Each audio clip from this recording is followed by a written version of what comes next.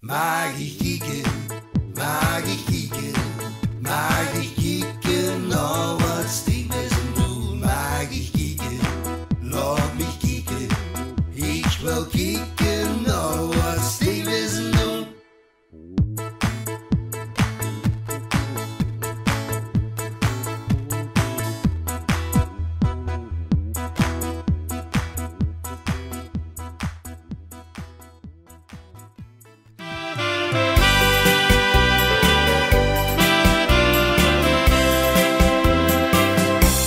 Terug in de tijd, ach dat liegt mich doch so schön. Terug in de tijd, als ik eens wist wie ik dat moest doen. 1, 2, 3. Vandaag gaan we terug in de tijd met Weer Don Pedro Arabicus Maritimus. Beheersen over de Roezie en aanliggende polen en kanalen. had je een koffer. Nee, en ik zal het uiteindelijk laten zien. Dat ik geen kop, ik had een masker op. Dat hong zo. Toen ik dus uitgeroepen word, toen wordt dat masker van mij afgetrokken. En vond je dat leuk? Oh ja. Want toen word ik de prins van de streek. Kun je zich dat voorstellen? Als ik die doe, moet mijn masker eraf trekken. En de zin is... Ik heb wel eens gehuurd voor de oorlog, van de Tweede Wereldoorlog. Ja. Nou, toen de vrij bijeen was, toen zagen de carnavalsverenigingen, die zagen, we gaan naar een carnavalsverein, en die hebben toen een discomedaille aan ons gegeven. En iedere prins, die dus prins werd, die kreeg het eerst om zijn nek gehangen deze prachtige medaille. Wow.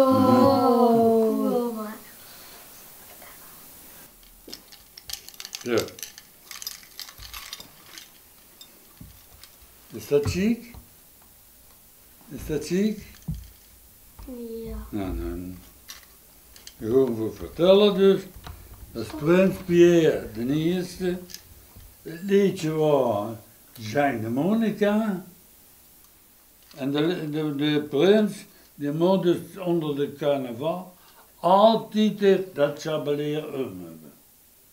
We waren dus in het jubilee van de Tempeliers. De Tempeliers die bestonden dus 11 jaar, 10 plus 1. Wat gaat eigenlijk door iets heen? Bijvoorbeeld als ik later prins word, hoe voel ik dat aan? De dag dat ik uitgeroepen word. Het is anders.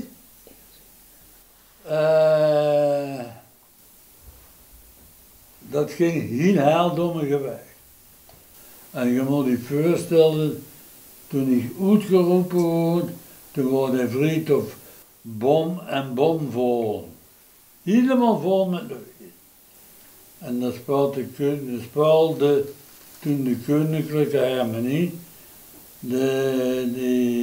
het carnavalsliedje Jeanne Monica.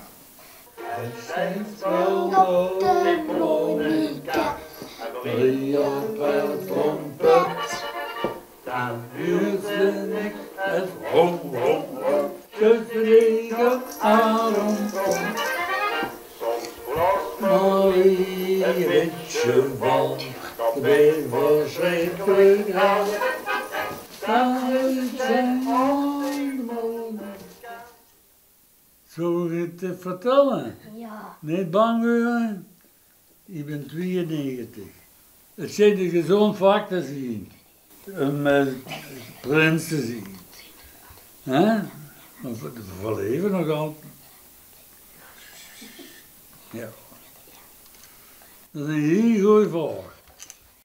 Aan iedereen onze prinselijke salut!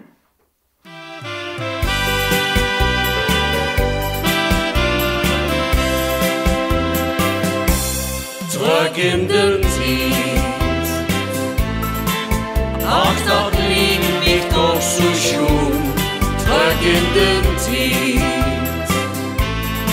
Als ich jetzt wüs, wie ich das muss tun, dat liegt mich doch so prachtig, so bijzonder en allemachtig. Ja, ich soll wel eens willen reizen, terug in de tijd. Laat mich kieken, ik wil kieken naar wat Steven Goed, we staan hier op Daalof, wel te verstaan in de sporthal van Daalof. Vertel eens waarom wij hier zijn.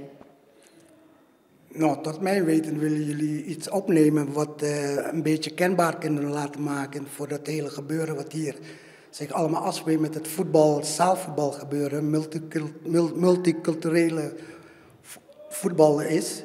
En willen ze, in de lopende tijd willen ze afschaffen en daar ben ik helemaal niet mee eens.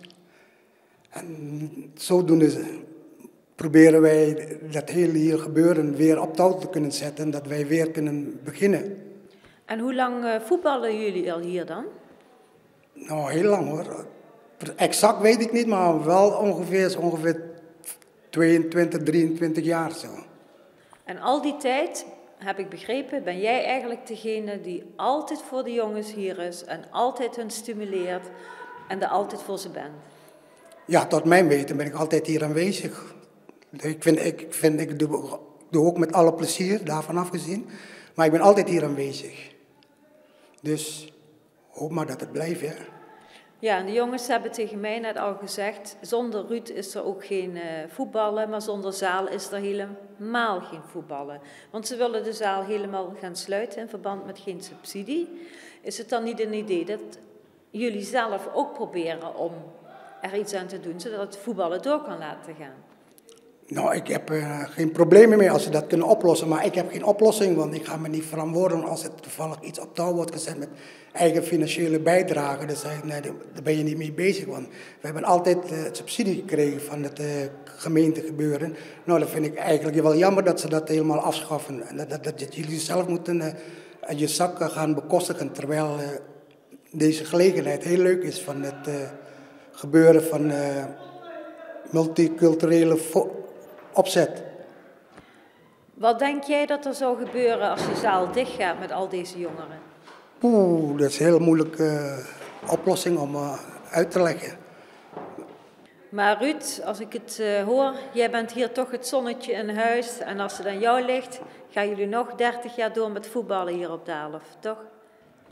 Nou, met alle genoegen, zolang ik nog kan blijven bestaan. En ik ben mijn leeftijd nog kan bijhouden, dan is het voor mij geen probleem. Nou, ik wil jouw reactie ook natuurlijk wel eens horen.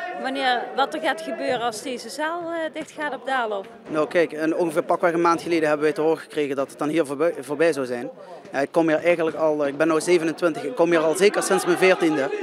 En in die tijd is ook gewoon heel veel veranderd. Maar eigenlijk Rudy, de man die dat hier altijd een beetje zo kort sluit, ja, die is eigenlijk altijd al hier geweest. Jij hebt vast en zeker ook nog iets te vertellen over het dichtgaan van de zaal eventueel. Ja, ik vind het heel erg jammer dat ze dat voor de jongens willen weghalen. Want op maandag, ja, we zijn hier altijd al 15 jaar of zo, meer, langer zelfs. En het zou wel zonde zijn als dit weg zou gaan. En die jongens hier, het is nu een beetje best koud buiten, weet je wel. En dan is het gezellig als iedereen hier komt voetballen, die jongens en zo. En nu jullie zien het zelf hartstikke druk. En ja, wat ons afvragen, als dit weggaat, wat moeten die jongens allemaal buiten doen?